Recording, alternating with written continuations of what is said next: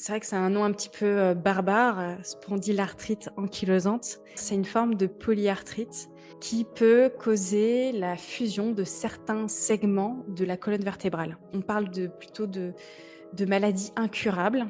Et donc, le diagnostic tombe avec le rendez-vous du rhumatologue. Et du coup, comment tu accueilles ce diagnostic-là? Évidemment, j'étais effondrée. Pour moi, j'avais l'impression que, c'était injuste. J'ai changé du jour au lendemain mon alimentation. Et à l'époque, je me disais: «Bon», j'avais pas cette idée en tête que j'allais vers la rémission, mais que pour moi, c'était pour temporiser un peu les douleurs. Alors au début, c'est des petits signaux, mais je vois que ça marche. À partir du moment où tu te reconnectes à qui tu es, tu ne peux qu'aller mieux. Et là, ça va faire 8 ans que je n'ai plus les symptômes de la spondie. Alors, bonjour Caroline, je suis enchantée de te recevoir dans le podcast Mange, Vie, Aime. Alors aujourd'hui, on échange les rôles puisqu'on a déjà fait une interview ensemble sur ton podcast Les Résilientes, où c'est moi qui racontais mon parcours autour de l'endométriose. Aujourd'hui, c'est moi qui te tends le micro et aujourd'hui, on va parler de ton histoire qui est très particulière et surtout très inspirante car tu es aujourd'hui en totale rémission de la spondylarthrite ankylosante.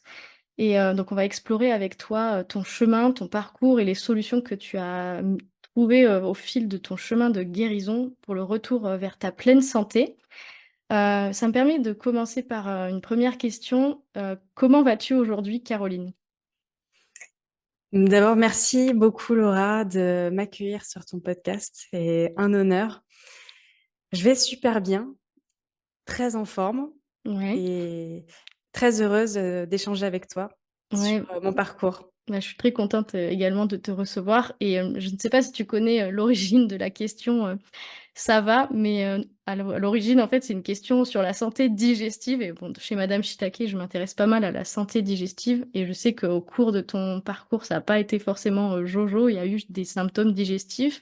Mais, aujourd'hui, ça va la santé digestive? Sans forcément rentrer dans les détails, on est d'accord? Mais, comment ça va vraiment? Nickel, Ça va, tout va bien? OK.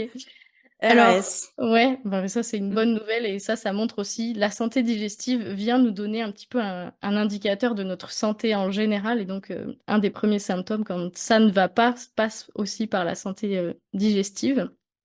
Donc on va passer cet épisode ensemble, justement pour parler d'une maladie en particulier, la spondylarthrite ankylosante. Donc pour commencer, est-ce que tu pourrais nous expliquer en quelques mots ce qu'est cette maladie? Oui, complètement. Alors, c'est vrai que c'est un nom un petit peu, barbare, spondylarthrite ankylosante. C'est pour ceux qui connaissent peut-être, c'est une forme de polyarthrite qui touche principalement, la colonne vertébrale et les articulations sacro-iliaques. C'est situé à la base de la colonne vertébrale, où elle rencontre le bassin exactement, et c'est une maladie inflammatoire chronique Mmh. qui peut causer la fusion de certains segments de la colonne vertébrale. Et du coup, ça la rend moins flexible et ça peut entraîner une posture courbée, voire rigide. Et d'ailleurs, on l'appelle la maladie du bambou. Mmh.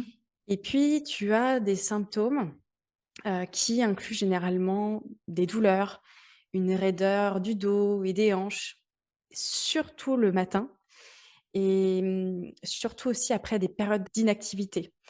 Et la douleur, ça peut aussi affecter d'autres parties, du corps. Ça peut être également des douleurs au niveau des épaules, des côtes. Heu, Tu as même les yeux qui peuvent être, touchés, qu'on appelle des uvéites, et puis aussi, ça a été mon cas, des douleurs au niveau du talon. La cause exacte de la spondie, n'est pas entièrement connue aujourd'hui, mais on sait que la génétique joue quand même un rôle important pour certaines personnes qui cohabitent avec cette maladie. C'est mon cas. Tu as le gène que l'on appelle HLA-B27 qui est souvent associé à cette, maladie, bien que je dirais que sa présence ne soit pas nécessaire ni suffisante pour son développement. Et aujourd'hui, il y a pas vraiment, on parle de plutôt de de maladies incurables, Mmh. selon le corps, allopathique. Il y a des traitements pour, améliorer les conditions de vie, de mobilité, des traitements qui visent à réduire la douleur et l'inflammation et à maintenir la mobilité de la colonne vertébrale et ça inclut, des médicaments anti-inflammatoires, des thérapies biologiques, ciblant les processus inflammatoires que l'on appelle des anti-TNF Mmh. et puis aussi beaucoup de mobilité avec des exercices physiques, réguliers pour préserver cette flexibilité et cette force de la colonne vertébrale. Ouais. OK, donc Voilà. on voit un peu mieux de quoi, on va parler dans cet épisode. Du coup, j'aimerais qu'on s'intéresse à ton parcours. Qui est Caroline Lepeinteur avant, l'entrée de la maladie? Donc on dit aussi la spondie, c'est ça? Vous dites la spondie, pour parler de la spondylarthrite ankylosante. Quels Oui. sont, enfin, quel est ton style de vie, on va dire, avant, l'arrivée des premiers symptômes? Alors, oui, il y a vraiment eu 2 vies Mmh. dont tu parlais, donc ce premier volet de vie qui, pour moi, était vraiment marqué par l'insouciance et oui, la naïveté, l'immaturité parce que j'étais quelqu'un qui alors je suis toujours, mais j'étais quelqu'un de très épicurien, donc qui aimait profiter de la vie dans tous les voilà, dans tous les domaines. C'était vraiment quelque chose pour moi de très marqué. J'aimais énormément sortir. J'étais d'ailleurs, blogueuse culinaire. J'avais un blog qui s'appelait, Caro is in the kitchen et je participais à énormément en fait, tous mes week-ends, c'était des ateliers culinaires, des ateliers beaucoup autour de la pâtisserie.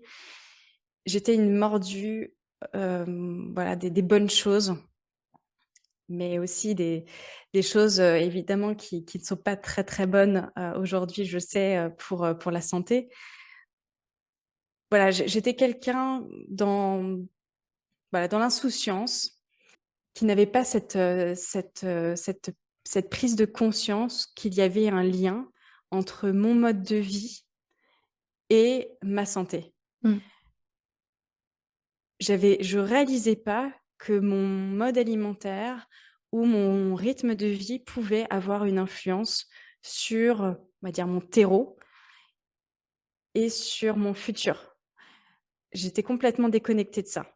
Parce que pour moi, les maladies, d'une manière générale, à l'époque, hein, pour l'ancienne Caroline, c'était corrélé avec l'âge. Mmh. Pour moi, en fait, on était malade à un certain âge. Quand on vieillissait, oui, on était beaucoup plus sujet à, déclencher des maladies. Or aujourd'hui, on le sait très bien, il y a un nombre énorme de maladies chroniques qui se révèlent chez beaucoup de jeunes. Mmh. Donc Chronique et inflammatoire ou complètement, maladie auto-immune, voilà, ce oui, genre, ça explose, ça enfin. comprend tout ça, oui, complètement. Donc j'étais à l'époque, avant même de déclencher la spondie, j'étais étudiante en école de commerce. Il y avait énormément de soirées, donc d'alcool. Mmh. J'avais une alimentation mes assiettes, elles se résumaient avec, des pâtes, et puis des choses, très faciles à manger, de la charcuterie, enfin, tu vois? Vraiment des aliments, très transformés Mais et qui venait puis servir une vie ultra, j'allais dire, permettait de suivre un certain rythme de vie aussi, j'imagine? Que ta vie, elle était, rythmée à ce moment-là? oui, j'avais beaucoup de projets à rendre et puis beaucoup d'examens, de partiels. Mes soirées étaient bien remplies, donc j'avais peu de sommeil, donc j'avais pas vraiment le temps et puis aussi l'argent. À l'époque, j'étais sur Paris, j'avais pas suffisamment, je dirais, les moyens de m'acheter et alors c'était une croyance à l'époque, de m'acheter des de bonnes choses, c'est-à-dire, des fruits, des légumes. Pour moi, c'était trop cher, en fait, à l'époque et mon rythme de vie, je pense, ne me permettait pas de prendre du temps pour me faire à manger. Mmh. Et du Donc oui, ça coup, répondait à mon ouais, rythme de vie. ouais. Et donc à un moment donné, qu'est-ce qui se passe? Qu'est-ce qui fait qu'il y a des premiers symptômes qui se déclenchent? Tu sais à ce moment-là, pas encore et pendant un petit moment que c'est la spondylarthrite ankylosante, mais comment arrivent les premiers symptômes dans cette vie-là? Alors, j'étais à la fin de mon master 1 et j'ai choisi pour mes va en tout cas le début de mes vacances, d'été, de partir en Inde avec une amie au Rajasthan et nous avons eu, petite, difficulté, en chemin puisque je suis tombée vraiment très malade. J'ai eu une intoxication alimentaire. Je me suis retrouvée à l'hôpital parce que j'étais complètement affaiblie. J'étais même, à un moment donné, je suis devenue complètement bleue. Mmh, J'arrivais plus à respirer. Donc là, je suis partie en urgence et puis, bon, quand tu as ce type d'intoxication alimentaire, ton système digestif, malheureusement, il en prend un coup. Donc quand je suis revenue, j'étais vraiment en incapacité de digérer n'importe quel aliment. C'était devenu très difficile.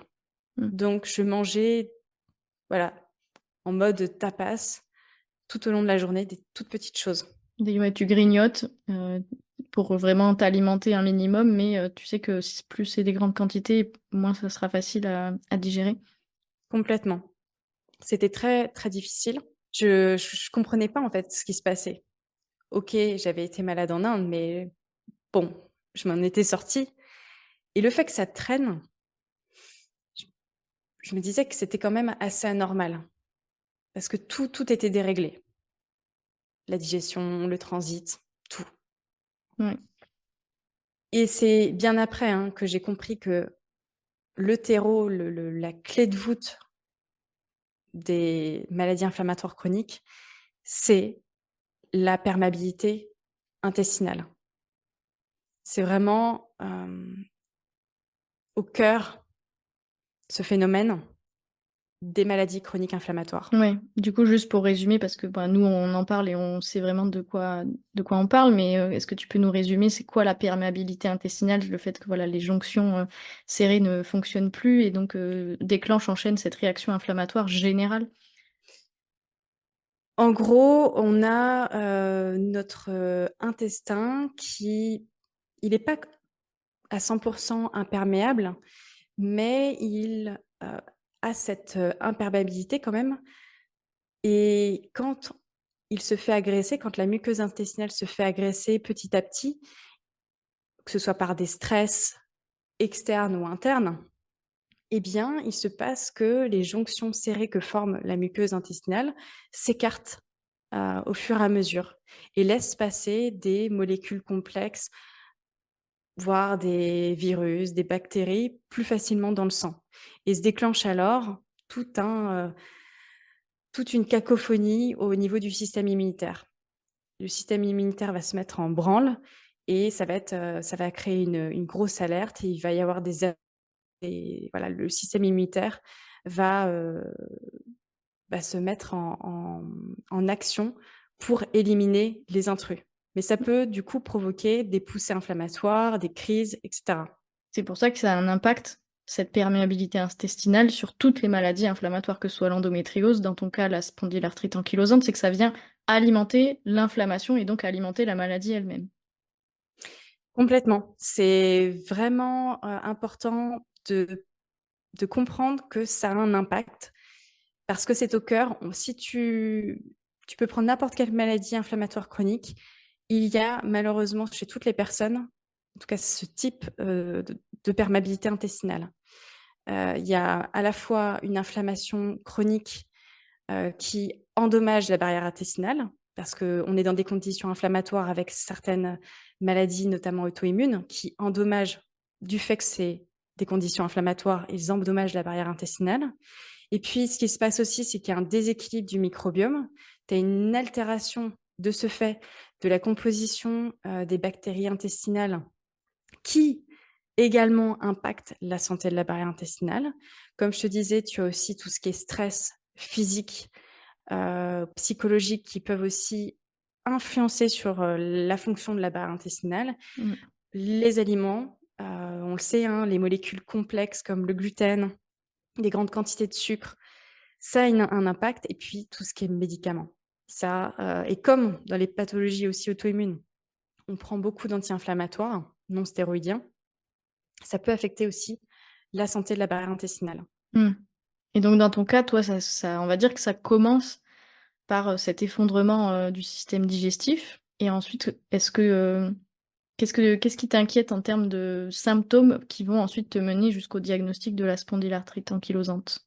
Ça s'est passé d'une manière un peu diffuse parce que au départ, j'avais ces problèmes, donc au niveau du système digestif, mais qui étaient en lien avec mon voyage en Inde. Et après quand je suis revenue, d'Inde, en fait, en gros, j'allais en année de césure. J'allais faire une année de césure et c'est à ce moment-là que j'ai intégré une entreprise. Bon, au début, ça se déroulait bien, mais quelques mois après ce voyage en Inde, j'ai commencé à avoir des douleurs au niveau du talon droit. Donc Mmh. bon, au début, tu fais pas le lien. Oui. Tu te dis: «OK, j'ai mal au talon». Alors ça me faisait des crampes, j'avais des douleurs, ça avait même un impact sur, ma conduite. Mmh. C'est C'était parfois même, assez dangereux. Mais bon, et ça faisait comme, un peu, ça allait et ça repartait. Ça venait et ça repartait. C'était pas quelque chose qui était en continu. Comme je courais aussi pas mal à l'époque, pour moi, c'était peut-être dû aussi à la course à pied. J'ai pas du tout fait le lien, si tu veux, avec une potentielle maladie. Mmh. Les Toi, troubles oui, intestinaux, OK, le talon, bon, ça peut être dû à d'autres facteurs comme la course à pied. Et puis est venu après un épisode, quand même, qui, bon, sur le moment, c'était un peu marquant, mais ça a été le début pour moi des gros symptômes de la maladie. J'étais partie en week-end et sur le chemin de retour, j'avais pris le train. Il y a eu une rupture de caténaire. Bon, c'est toujours fâcheux dans ces moments-là, parce que tu es là, tu es bloqué, tu peux rien faire et le on devait train, tu veux rester. dire, il y a eu un problème de train, c'est ça? En fait, il y a eu une rupture de caténaire, donc le train ne pouvait plus avancer du tout. Mmh. Et donc immobilisation pendant combien de temps? Immobilisation. Alors toute la nuit. Ah d'accord, oui, donc une grosse immobilisation, ouais. Voilà, je partais de Bordeaux et je devais aller à Lille. Donc Mmh. c'était déjà un gros trajet, mais en plus, il y a eu une rupture de caténaire au milieu. Et bon, on a été bloqués. Sur le moment, bah, ça a été un gros stress pour moi parce que le lendemain, j'avais une grosse présentation à faire pour mon travail. Et je m'étais dit: «Mais est-ce que je vais déjà arriver, en temps et en heure, à Lille, là, dans mon bureau? Est-ce que, je vais pas être trop fatiguée pour, du coup, faire ma présentation?» et cetera. Je me suis mis, en fait, vraiment la pression et j'étais très, très stressée, mais toute la nuit. J'arrivais pas à dormir parce que évidemment, hein, tu es assis. Le matin, très tôt, on arrive, malgré les difficultés, en gare de Lille et je me dis: «Bon allez, j'ai une bonne heure devant moi, je vais aller juste me reposer un instant et après je repars pour aller au travail». Et bah, là, ça a été le début de voilà, de ce couloir très, très sombre parce que j'ai commencé à avoir très mal au niveau de la colonne vertébrale Mmh mh. et c j'arrivais pas à rester allongée. Ah ouais, donc là, tu peux plus te coucher. Comment Non. comment tu réagis à ce moment-là? Bah, évidemment, je suis énervée parce que je mets mes douleurs sur le dos du trajet. Pour moi, en fait, c'est à cause du train, à cause de cette rupture de caténaire. On est Mmh. resté toute une nuit, j'étais mal installée, ça allait pas. Donc jamais tu vas faire le lien, enfin, j'ai pas fait le lien entre, la naissance, l'arrivée de cette, maladie et puis ce symptôme douloureux. Donc Et il c'est s'installe ce symptôme, comment ça se passe? bah, en fait, le symptôme, il ne part plus. Ça perdure. J'ai j'ai mal Mmh mh. pendant des semaines et des semaines et puis Quelque temps après s'installent des espèces de boules au niveau des sacroiliacs. C'est très inflammé et plus le temps passe et plus j'arrive pas à dormir correctement. Je suis réveillée toutes les nuits à vers 3 heures du matin et je ne peux plus dormir allongée, mais assise tellement j'ai mal, tellement c'est douloureux Mmh. et je suis amenée à prendre des pas mal d'anti-inflammatoires pour calmer la douleur. Ma bouillotte, est constamment avec moi parce que je souffre et c'est difficile de passer des bonnes nuits et le matin, il me faut au moins 1 heure pour que je me déverrouille. OK. Mais alors du coup, à ce moment-là, cette période où tu as vraiment des symptômes physiques très handicapants, tu t'es tournée, j'imagine, quand même vers les médecins pour essayer de trouver une cause ou un moyen d'amélioration? Qu'est-ce qui se passe au niveau, médecine conventionnelle? Quel a été ton parcours? Alors au début, je suis allée voir un médecin généraliste qui, lui, a tout de suite pensé que j'avais un déséquilibre musculaire. Donc il m'a fait faire une dizaine de séances chez le kiné. Donc bon, j'ai accepté, on va dire ce diagnostic. J'étais plutôt rassurée. Je me suis dit: «Bon, bah, c'est rien, je vais me renforcer au niveau musculaire et j'irai mieux». Ça faisait du bien parce que je mettais beaucoup de mouvement. Ça améliorait cette fameuse flexibilité qui manque à cette colonne vertébrale. Donc c'est vrai que le fait de faire ces séances de kiné, ça m'a fait énormément de bien. Mais ça n'a pas perduré au niveau des bienfaits dans le temps. Une fois que j'ai arrêté les séances de kiné, je recommençais à vraiment avoir, mal de plus belle et une fois que j'ai pu faire vraiment ces séances de kiné, quand je suis retournée chez ce généraliste, il m'a dit: «Non, mais c'est à cause de vos chaussures de running, Mmh. donc faut les changer». Et donc, bah, j'avais beau changer de chaussures de running, changer aussi ma posture quand je courais, ça changeait pas. J'ai été en errance médicale pendant 2 ans. 2 ans, ouais, donc c'est quand même, très, très long et donc à ce moment-là, au niveau émotionnel, moral, comment ça se passe, puisque tu as tes douleurs, elles sont très douloureuses. Tu as cette, aussi, bah, errance médicale, tu as un point d'interrogation sur, la cause, la source de tes douleurs. Comment ça se passe émotionnellement, moralement pendant toute cette période? C'est un peu difficile parce que tu sais pas ce que tu as. Tu présentes des symptômes qui reviennent, qui repartent parfois et puis qui reviennent. Par moments, tu te dis: «Ça y est, c'est terminé». Puis en fait non, ça revient et puis ça perdure parfois.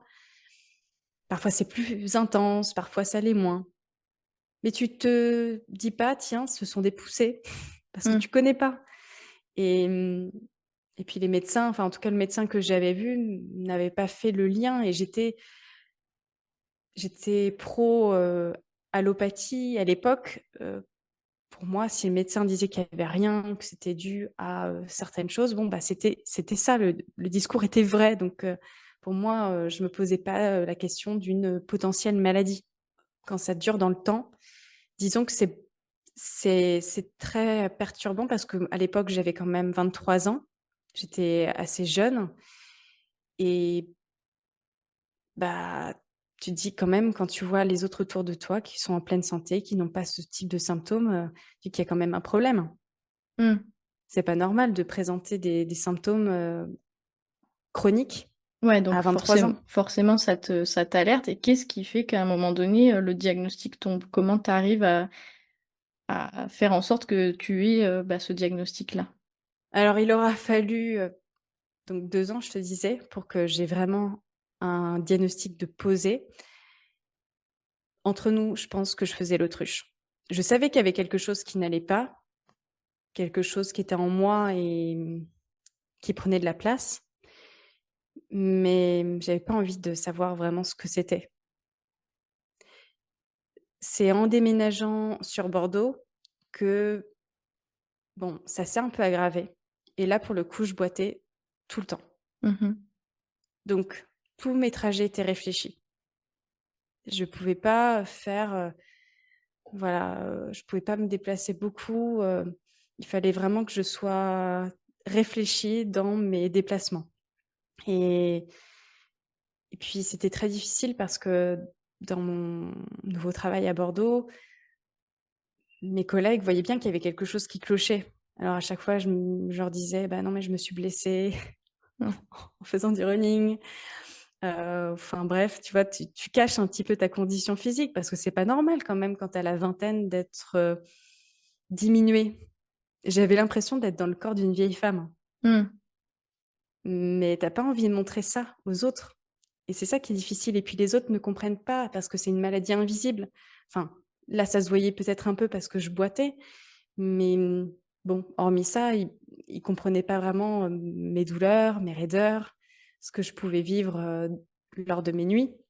Et puis pourquoi, au niveau du moral et de l'énergie, bah, j'étais pas, pleine de vitalité, heureuse comme tout, épanouie. Non, c'était difficile. J'avais une humeur un peu exécrable parfois avec mes collègues. Ouais. Et donc mes collègues un jour, bah, je leur ai expliqué clairement ce qui se passait pour moi. Et c'est là qu'ils m'ont vraiment, dit: «Écoute, tu peux pas rester comme ça, il faut que tu ailles voir un rhumatologue». Mmh. Je sais que j'aurais pu le faire avant, mais quelque part, comme je te l'ai dit, je faisais l'autruche. Ouais. Parce que je savais que si j'allais voir un rhumatologue, on allait me diagnostiquer quelque chose. Ouais, aller voir les spécialistes veut dire qu'ils sont plus spécialisés, donc plus à même de te poser un diagnostic. Mmh mh.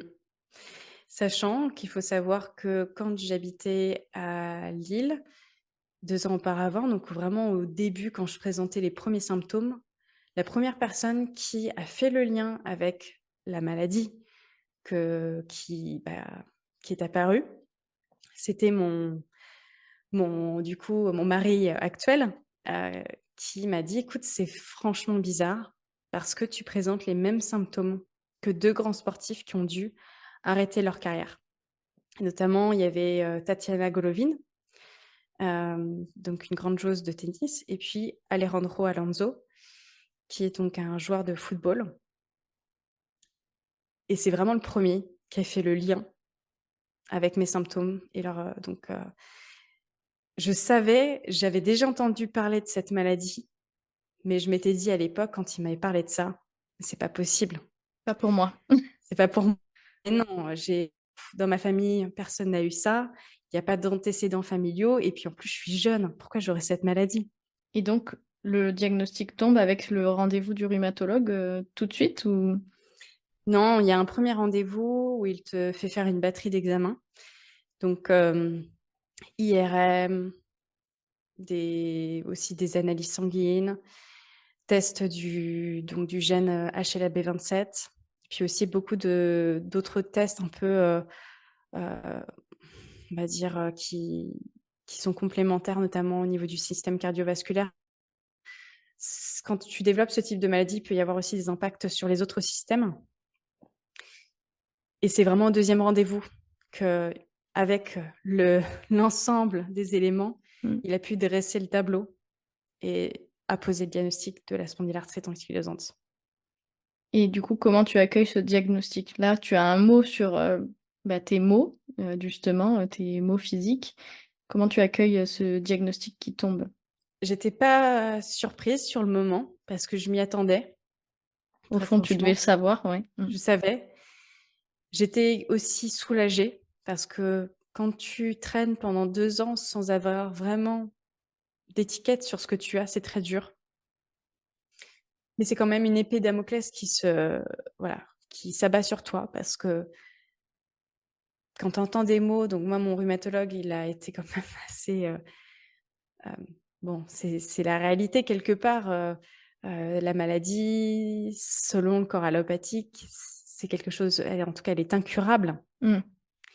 Il y a pas, de traitement qui permet d'arriver à la rémission aujourd'hui. Il y a des traitements, oui, qui te permettent d'améliorer ton contexte de santé, de bien-être, mais c'est tout. Après, ça reste des médicaments et donc pour lui, c'était important que dès que j'allais aller au travail, je me fasse reconnaître comme travailleur handicapé Mmh auprès mh. de mon employeur et puis que je fasse les démarches pour, tout ce qui est prise, d'anti-TNF, et il avait été très, très clair sur le sujet que si je prenais les anti-TNF, il fallait que je me dépêche d'avoir des enfants parce que derrière, il y avait aussi des risques, sur la fertilité, et puis il m'avait dit: «Attention, il y a aussi un risque de cancérisation de l'estomac». Donc quand on te dresse Oui, ouais. ce beau tableau, tu as pas envie d'aller là-dedans. Mmh. Moi, quand je suis sortie de cette consultation, évidemment, j'étais effondrée. Pour moi, j'avais l'impression que, bah, c'était injuste parce que j'étais dans la vingtaine, j'avais encore, toute la vie devant moi. Je savais que je pouvais finir en ca avec une canne ou en fauteuil roulant. C'est ce qui c'est ce qui arrive généralement quand on a cette maladie, de pas avoir une belle vie, d'être limité, Mmh. de pas avoir cette liberté qui est une de mes valeurs fondamentales, et et donc oui, beaucoup de tristesse, beaucoup d'incrédulité, de colère aussi. Mmh. Ouais, donc émotionnellement, c'est donc, les montagnes russes. Mais est-ce que du coup, ton parcours de soins, on va dire, est-ce que tu commences à t'engager dans un parcours de soins donc conventionnel à base de ces médicaments? Ou qu'est-ce que tu fais, toi, personnellement, à la suite de ce diagnostic pour, j'allais dire, commencer ta vie avec la maladie? Est-ce que tu l'acceptes ou est-ce que tu changes d'état d'esprit? Comment tu te positionnes à la suite de ce diagnostic dans ton rapport à la maladie? Disons que je n'accepte pas cette maladie au début, c'est très difficile. Toute personne qui reçoit un diagnostic au début, tu ne peux pas tout de suite, à mon sens, l'accepter. Il faut un certain temps de digestion pour te dire, «OK, je je vais cohabiter avec cette maladie et je vais apprendre à mieux vivre avec elle». Donc au début, j'étais dans le déni, beaucoup dans le déni. Je je mettais de côté, en fait, ce qui se passait, ma condition de santé. Je faisais rien et j'ai fait aucune démarche, Ah oui. ni auprès de mon employeur, ni auprès donc des traitements pour, heu, pour avancer sur l'amélioration, de la gestion de la spondie. Et qu'est-ce qui fait qu'un jour tu changes cet état d'esprit? Eh bien, c'est, un week-end chez ma belle-mère qui m'a fait un petit peu, changer d'état d'esprit. C'est-à-dire que, bon, je suis ave j'ai j'ai une belle famille qui est très tournée sur, les médecines complémentaires, alternatives, Mmh. alors que moi, j'étais pas du tout j'ai pas été éduquée, avec, voilà, toutes ces techniques, complémentaires alternatives. Pour moi, c'était vraiment quelque chose, d'étranger, et même j'avais pas envie d'aller là-dedans parce que pour moi, c'était un peu sectaire. Enfin, je sais pas comment te l'expliquer, mais j'avais un a priori, j'avais vraiment des a priori par rapport, aux techniques, naturelles, autres que l'allopathie. Je ne Mmh. jurais que par l'allopathie parce que pour moi, les allopathes, ils font un certain nombre d'années d'études. C'est du sérieux. Voilà, ils savent quoi faire, pour, justement qu'on puisse aller mieux avec nos conditions de santé. Mais c'est après quand tu es touché par la maladie que tu peux peut-être, changer et prendre conscience que non, il y a pas que ça, et c'est lors d'un week-end où quand je vais chez ma belle-mère, elle me parle, suite à une de ses lectures du magazine alternatif Bien-être, du fameux régime signalé. Mmh. Franchement, quand elle m'a dit: «Écoute Caroline, il faudrait que tu arrêtes le gluten et le lactose et aussi d'autres, aliments», heu, waouh! J'étais très dubitative, très surprise qu'elle me dise ça, sachant que bon, bah, je suis normande. J'ai vécu en Italie, je te dis, à l'époque, j'avais un blog culinaire. Je mangeais beaucoup de choses, bah, des pâtisseries, des choses, assez sympathiques, sur le Mmh. plan inflammatoire. Ouais. Oui, parce que pour rappeler le régime signalé, C'est un régime à base d'alimentation anti-inflammatoire et Oui, hypotoxique, ouais. oui, c'est ça, c'est qu'il y a plusieurs, choses qui sont comprises dans ce régime, signalé. Il y a l'éviction, donc notamment, bah, tout ce qui est céréales de gluten, c'est, donc c'est le seigle, l'avoine, le blé, l'orge. Lactose, c'est tous les produits, en fait, Laitier, c'est ouais. toutes les en gros, donc ce qu'il faut savoir sur le régime signalé, donc c'est que c'est connu sous le nom de régime alimentaire, ancestral ou comme tu disais, régime hypotoxique et ça a été développé par le docteur, Jean Seignalé, il me semble dans les années 80 et bref, c'est basé sur l'idée que l'alimentation moderne, l'alimentation d'aujourd'hui, eh bien, contient des substances qui peuvent nuire à notre santé et à contribuer à l'apparition de maladies chroniques. Et ce régime Signalé, il vise à adopter une alimentation qui est la plus proche, de celle de nos ancêtres agricoles. Donc, c'est quoi les principes de ce régime? Donc elle m'explique, ma belle-mère, qu'il faut que j'exclue, tout ce qui est céréales dites, modernes, donc les céréales qui contiennent du gluten, donc le seigle, l'avoine, le blé, l'orge. Mais Oui, il y a aussi le maïs, qui est issu de l'agriculture, mais il y a pas de gluten dans le maïs, mais lui, il exclut aussi le maïs comme étant une complètement céréale cultivée et donc qui a été modifiée, même si c'est et pas un OGM, à la base. il parle même, de en fait, d'exclure comme tu disais, celles qui sont souvent modifiées ou traitées. Donc les céréales, par contre, anciennes comme le sarrasin, le millet ou même, l'amarante, c'est OK. Mmh. C'est permis dans son régime. Autre, point, enfin, en tout cas, exclusion, c'est d'éviter les produits laitiers. Donc dans son régime, le docteur Signalé dit, bon, tous les produits laitiers sont à éliminer parce qu'ils sont considérés comme pro-inflammatoires et difficiles à digérer pour beaucoup de gens. Aussi, il prône une cuisson à basse température. Donc les aliments, ils doivent être cuits à basse température parce que ça évite la formation de substances qui sont jugées toxiques. Tu sais, on parle des acrylamides. Ces Mmh. substances, voilà, quand on a des cuissons qui sont très, très fortes. Donc Ouais, lui en fait, le oui, principe, c'est d'éviter la réaction de Maillard, qui permet de justement générer ces substances un peu toxiques pour la santé. complètement et il prône aussi la cuisson à la vapeur douce.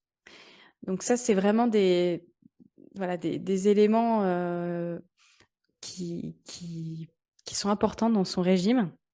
Et aussi, il va parler d'aliments crus naturels, donc vraiment avoir, dans sa journée beaucoup d'aliments crus, notamment, voilà, des fruits, des légumes, des choses en fait qui ne sont pas transformées pour préserver vraiment les nutriments, ne pas être carencés, d'avoir des huiles de bonne qualité, donc des huiles normalement qui doivent être extraites à froid et riches en oméga 3 pour réduire cette inflammation. Par exemple, il parle de l'huile de lin, l'huile de cameline, l'huile de colza et puis d'aller sur des viandes plutôt biologiques, des poissons, sauvages, donc des sources, on va dire, de protéines de haute qualité, Mmh. pour éviter tout ce qui est, contaminants, comme les antibiotiques, les hormones. Voilà. Donc en fait, pourquoi, dans cet article, ma belle-mère me disait: «Beh, en fait, c'est vraiment pour me permettre de réduire l'inflammation, sachant que la maladie auto-immune et les maladies auto-immunes d'une manière générale, ce sont des maladies inflammatoires chroniques. Donc il y a une inflammation, très importante et c'est avec le régime sénigalais donc dont elle me parlait que, bah, je pouvais permettre à mon corps de réduire cette inflammation chronique, d'améliorer aussi en parallèle la perméabilité intestinale Mmh. et puis de soutenir mon système immunitaire parce que le système immunitaire, il est tellement, Effondré.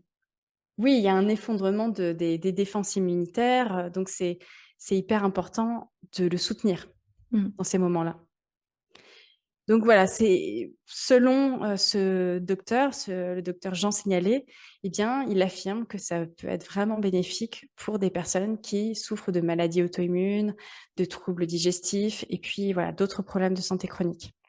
OK, et donc dans ce cas-là, à ce moment-là, est-ce que tu te tournes, vers, changer ton alimentation, te tourner vers, des méthodes alternatives justement par rapport à ta maladie que tu n'as pas encore pris en charge, mais que tu veux justement, bah, commencer à «gérer» entre guillemets? Ça a été, je dirais, le point d'entrée à tout ça, en Mmh. fait. C'est-à-dire que elle m'a évoqué ce régime, j'étais très dubitative.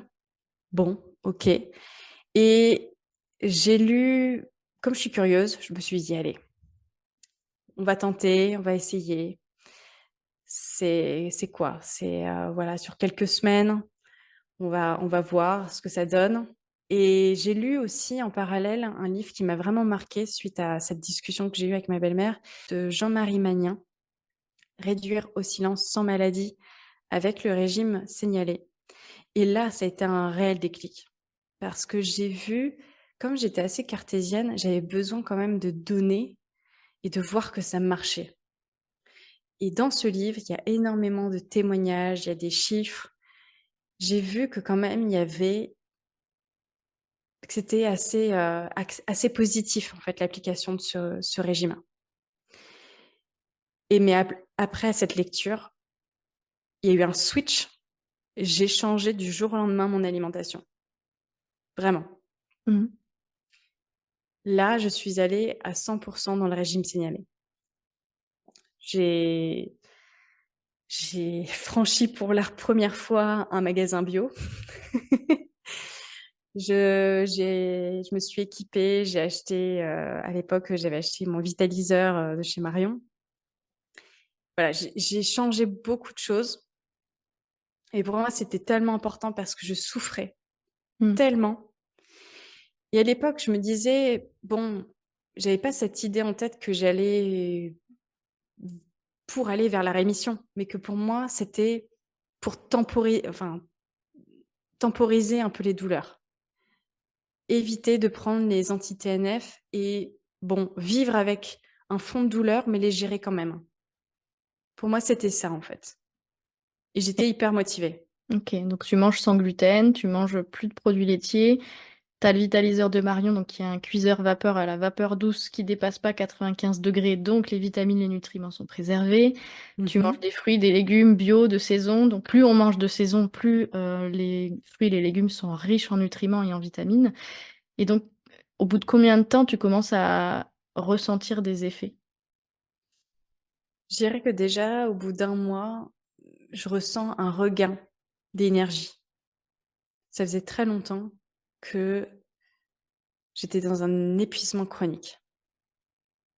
Fatiguée au réveil, pas d'énergie dans la journée, des coups de barre vraiment réguliers, et j'avais beau dormir,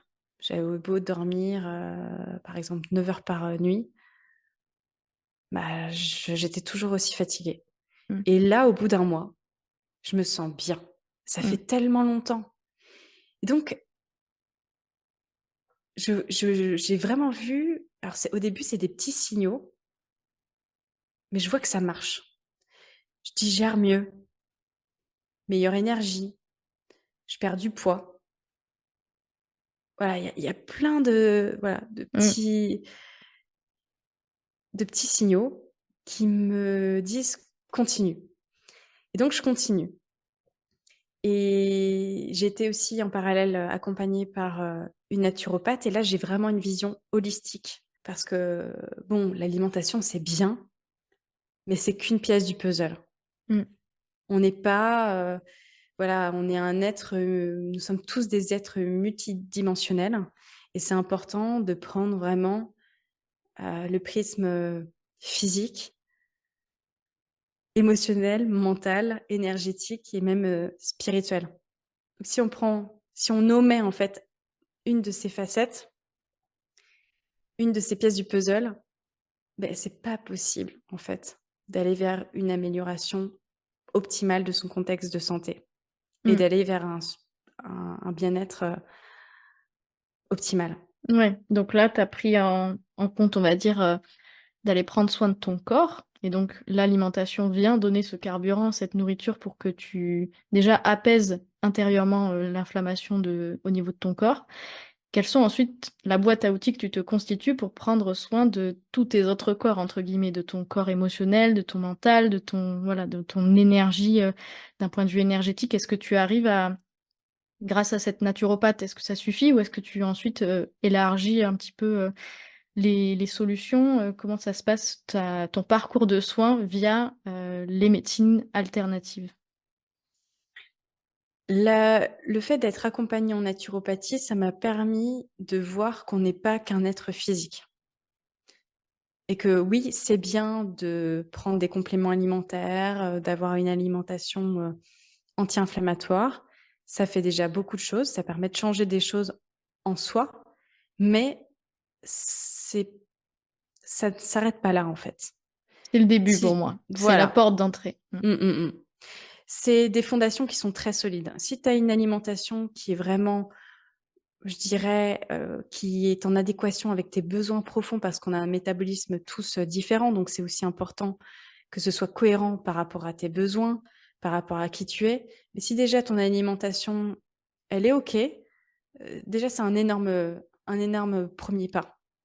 Mais si tu es complètement, désaligné par rapport à qui tu es, si tu ne réponds pas à tes valeurs, si tu n'as pas une bonne hygiène émotionnelle, si tu ne prends pas soin de ton champ énergétique, enfin de ta santé énergétique et si tu ne prends pas soin de ton système nerveux, comment tu veux encore aller mieux?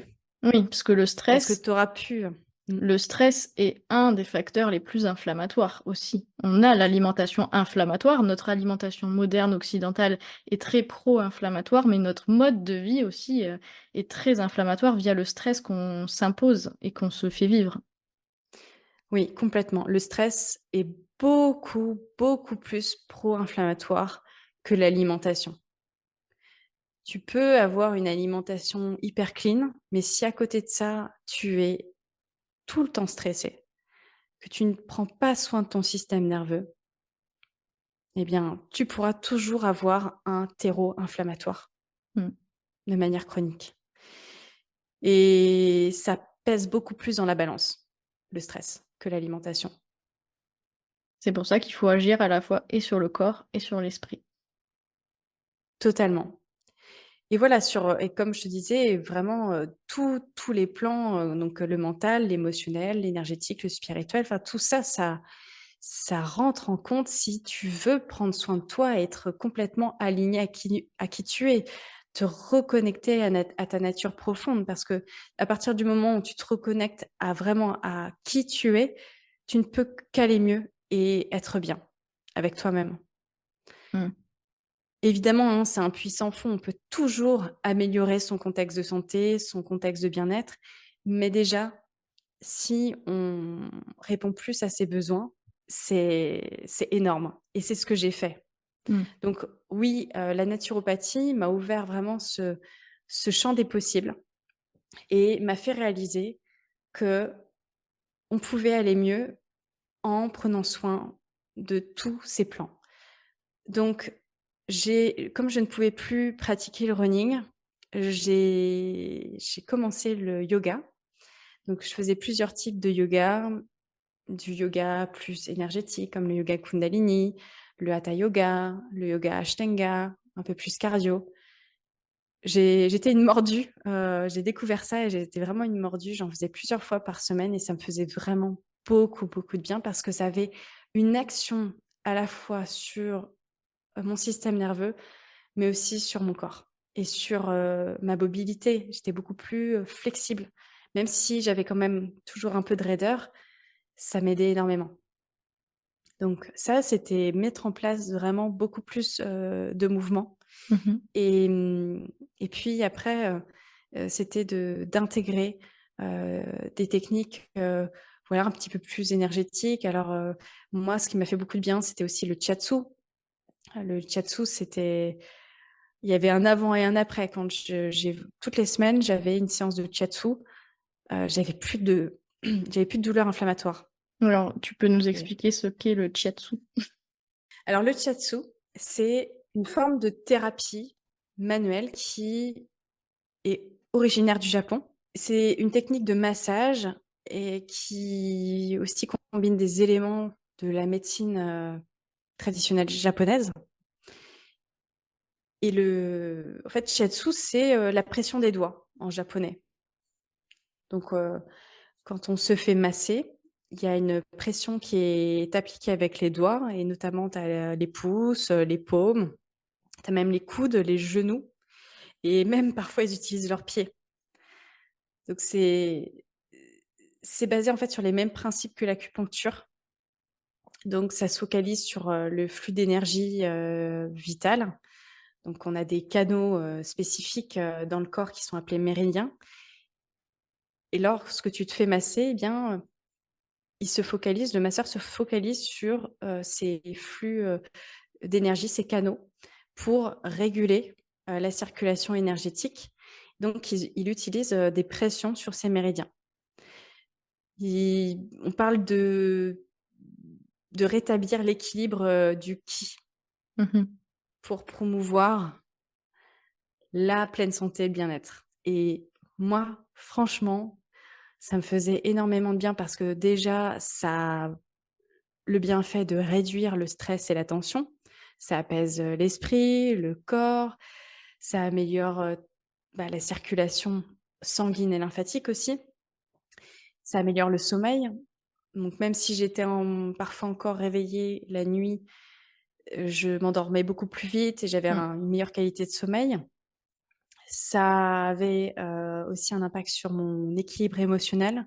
En travaillant sur les méridiens, ça influence les aspects, émotionnels. Enfin je faut vraiment le vivre, être avec un bon praticien aussi de Shiatsu, mais ça permet de libérer des émotions qui sont Mmh. enquistées dans les canaux. Donc tu peux te retrouver à pleurer, à libérer beaucoup d'émotions inconfortables, qui étaient là, qui stagnaient en toi et ça les libère. Ça m'a fait vraiment beaucoup de bien et puis alors comme je te disais, vraiment le soulagement de la douleur.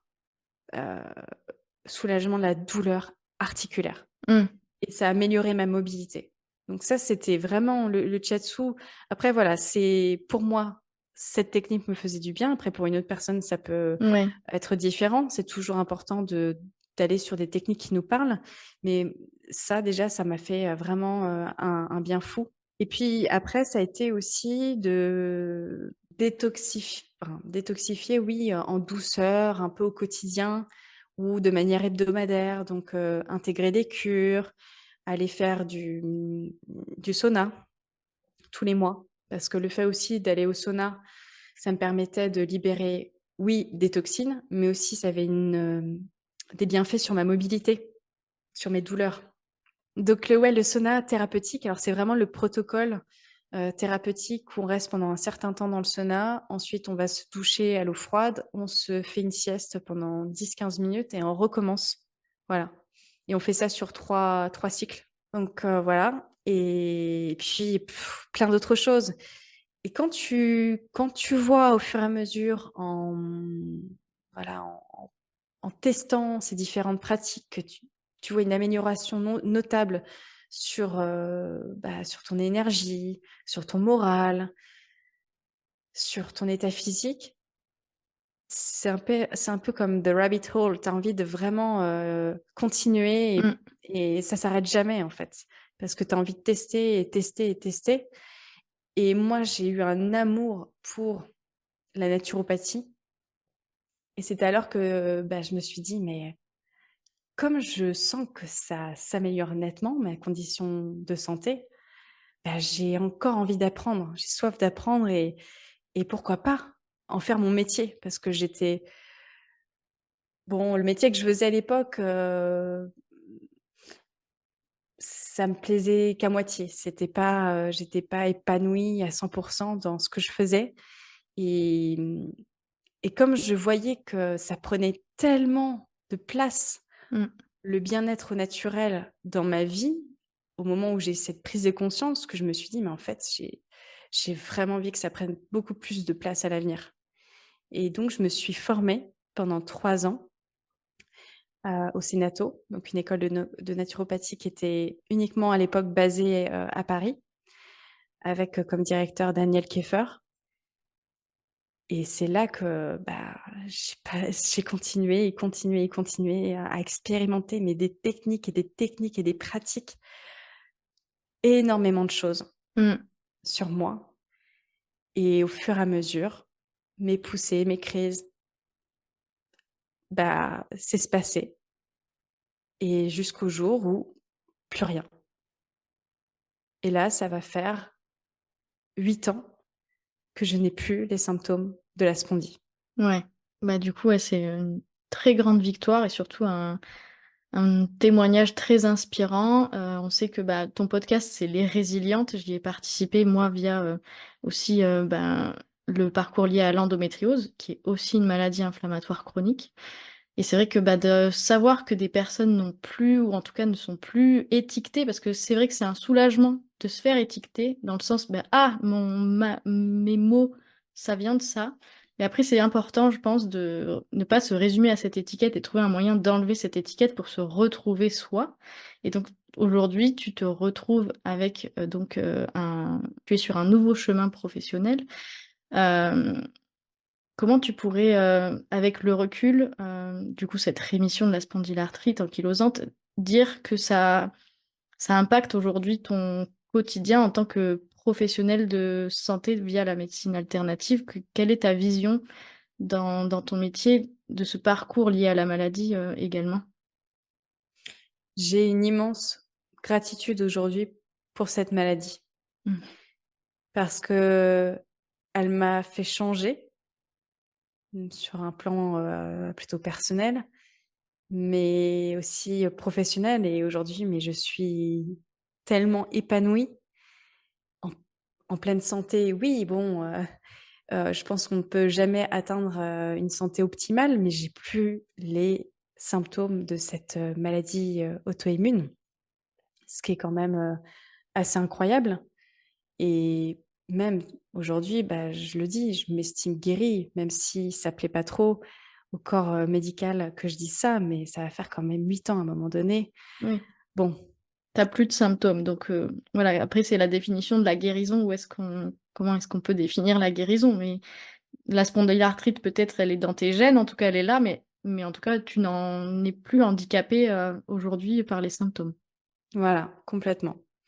C'est ça a été, une opportunité pour, apprendre à mieux me connaître et du coup à me réaligner à qui je suis vraiment et et ça, c'est un super cadeau.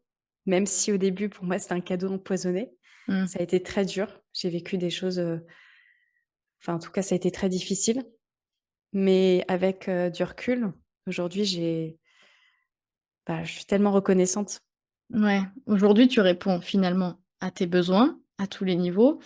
En termes d'alimentation, du coup, je suis curieuse de savoir, même si tu n'as plus les symptômes, est-ce que tu as poursuivi, un régime anti-inflammatoire? Comment ça se passe au niveau de l'assiette, du coup, bah, maintenant que tu n'as plus, de crise inflammatoire, est-ce que tu continues malgré tout à avoir une alimentation, basée, j'allais dire, comme le régime signalé, mais en tout cas, anti-inflammatoire? Qu'est-ce que tu peux dire par rapport à ça? Globalement, oui, j'ai poursuivi sur un mode alimentaire anti-inflammatoire parce que en fait, je voyais que des bienfaits, que des bénéfices et en fait, quand tu prends des habitudes, c'est difficile de là, j'avais pris vraiment des habitudes dans ce mode en tout cas alimentaire. Pour moi, c'était voilà, ça roulait quoi. J'ai retrouvé d'autres plaisirs, je me sentais bien avec ce mode, alimentaire. Ce qui n'empêche pas, parce qu'aujourd'hui on me pose beaucoup la question: «Mais d'accord, mais tu ne manges plus du tout, je sais pas, est-ce que tu manges, parfois des pizzas C'est ou exactement d'autres, le toujours le premier truc, la pizza alors? Oui, ça m'arrive de me retrouver au restaurant et de me faire une pizza avec des amis ou de me faire une raclette, l'hiver. J'ai p Avant, quand je faisais ça, j'avais des crises. Enfin, j'avais des poussées, j'avais mal. Maintenant, si je le fais, j'en ai plus. Donc c'est ça aussi, on en parlait au début, l'importance du soutien de la santé, digestive. Si on a une muqueuse qui est inflammée, si on voilà, si on abuse aussi, heu, des stress externes, internes, forcément que ça peut se raviver et la maladie peut, voilà, refaire coucou et relancer des poussées, des crises. Je fais très attention à ma santé digestive. Ça, c'est une clé très importante Ouais, quand on est sujet aux maladies auto-immunes. Mmh. j'aime bien dire que l'alimentation est la porte d'entrée vers, le début de la pleine santé, mais c'est aussi parce que le système digestif est la porte d'entrée à, l'inflammation. Donc, finalement, en apprenant à répondre à ses besoins alimentaires, on arrive aussi à gérer une potentielle crise. C'est vrai que moi, je suis exactement dans le même cas que toi. J'ai pendant, plusieurs années été, dans un contexte inflammatoire, général Mmh et mh. je ne pouvais pas faire d'écart, en fait. Donc une pizza, pouvait déclencher la crise, une raclette pouvait déclencher la crise. Aujourd'hui, je me suis sortie de cette, situation-là. Je vais aussi bien, au niveau de mon corps que de mon esprit et donc je sais que là, si demain je devais manger, une part de pizza, ça ne déclenchera pas la crise. En tout cas, ça m'arrive effectivement de temps en temps et plutôt exceptionnellement d'arriver à faire des écarts dans le sens où ça ne va pas impacter ma vie sociale, je ne vais pas m'interdire, aucun aliment. Par contre, pendant les périodes de crise, c'était le cas. Il fallait que j'ai cette période un peu restrictive en tout cas et aujourd'hui, je le vois vraiment, comme un moyen de servir ma santé, de savoir quand, je dois fixer des limites et quand je suis autorisée ou je peux m'autoriser justement à ne pas avoir de limites. Oui, c'est important de s'écouter. Quand tu passes par des défis de santé comme, les nôtres, hein, respectivement, c'est normal d'être beaucoup plus à l'écoute de son corps. Mais avant de déclencher, je dirais, une maladie ou un trouble chronique, franchement, on n'était pas à l'écoute de nos besoins, en tout cas autant qu'on l'est aujourd'hui. Et c'est vrai que ça, c'est hyper important. C'est une clé, mais tellement essentielle, importante pour être au mieux avec soi-même et on est nos en fait, on est l'acteur, l'actrice, de notre bien-être, de notre santé. On a toutes les ressources intérieures pour aller mieux. Donc c'est important d'écouter les petits signaux. Mmh. Si régulièrement on est malade avec, des troubles ORL, si on déclenche, je sais pas, des champignons au niveau du pied, attention, ça c'est pas normal en fait, c'est qu'il y a des troubles, il y a une dysbiose qui s'installe. Il y a voilà, il y a des petits signaux, mais pour ça il faut être accompagné aussi par, des thérapeutes, par une naturopathe, par exemple, pour comprendre, tout ça et pour adopter des clés, afin d'éviter que, la machine s'enraye et que ça aille plus loin et qu'elle déclenche ensuite des troubles, beaucoup plus importants, voire des maladies. Ouais, ouais. On en arrive bientôt à la fin de notre interview, mais pour moi, ça me semble vraiment important, de donner de l'espoir et des pistes aux personnes qui nous écoutent, qui sont peut-être en ce moment même au cœur de la crise, donc comme on a pu être, et toi et moi, à un moment donné. Mmh. Donc toute personne qui a une maladie inflammatoire, ça peut être de l'endométriose, ça peut être comme toi, la spondylarthrite ankylosante, mais ça peut être la polyarthrite rhumatoïde, ça peut être une maladie inflammatoire chronique de l'intestin, la maladie de Crohn et cetera. Heu, Quels seraient tes conseils pour ces personnes qui sont vraiment en plein dans la crise, pour améliorer leurs conditions, leur quotidien et entamer leur chemin vers, ce retour à la pleine santé, voire la rémission?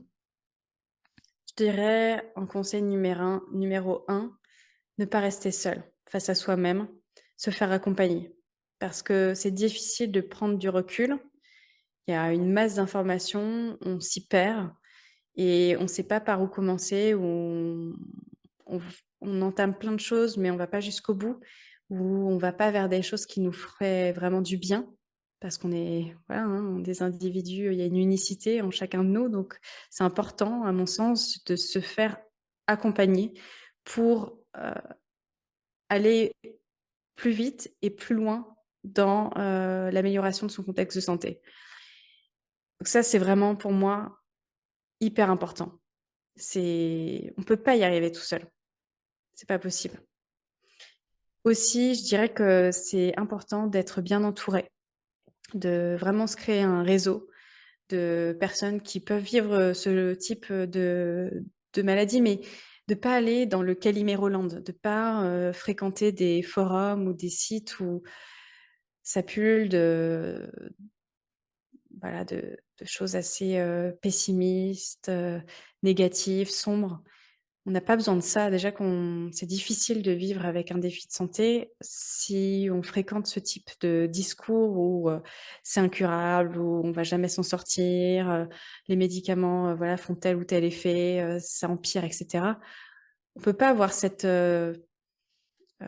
vision optimiste, et cette foi, qu'on peut aller mieux et pour moi, c'est le mindset est tellement important. À partir du moment où on accepte, un peu plus la maladie et qu'on a cette foi qu'on peut, aller mieux, bah, déjà ça fait la moitié du chemin. Parce que ça change tout. Le fait de se dire que c'est possible, qu'on peut s'en sortir, qu'on peut aller mieux, c'est puissant et Ouais. ça, je sais que ça fait énormément. Je le vois avec, les interviews, heu, dans mon podcast Les Résilientes, toutes les femmes que j'ai pu interviewer, le mindset est puissant et puis, si les personnes souhaitent, avoir, déjà des premières clés pour, vivre, un mode, je dirais, un peu plus anti-inflammatoire, j'ai écrit un livre, chez les éditions First qui s'appelle «Mieux vivre avec une maladie inflammatoire, au naturel». Donc voilà, elles peuvent déjà avoir des clés Ouais, anti-inflammatoires. ouais. Ouais, j'allais te dire justement, bah, déjà merci, pour tous ces conseils, très précieux, ton retour d'expérience personnelle et également, bah, tout ce que tu apportes, bah, d'un point de vue professionnel aujourd'hui. Où est-ce que les personnes qui nous écoutent, peuvent te contacter et voir, aussi, ce que tu proposes et les contenus que tu proposes, en ligne pour, garder contact et suivre tes aventures, et tes conseils? Alors, elles peuvent, me suivre sur, les réseaux. Je suis sur Instagram et sur Facebook, Ma Belle Santé et aussi sur mon site, web mabellesanté.com et donc, elles pourront me trouver sur mon podcast, Les Résilientes. Merci beaucoup Caroline pour tout ça, pour cet échange, d'avoir accepté de venir témoigner et de partager, ton expérience via, bah, cet épisode, de podcast. J'espère ne rien avoir oublié. S'il y a quelque chose que tu veux rajouter? Non, écoute, j'étais très heureuse d'échanger avec toi et j'espère que ça pourra, inspirer de nombreuses personnes, qui, bah, écouteront ton podcast. Ouais, j'en suis persuadée. Merci beaucoup Caroline et je te dis, à bientôt. Merci Laura, à bientôt.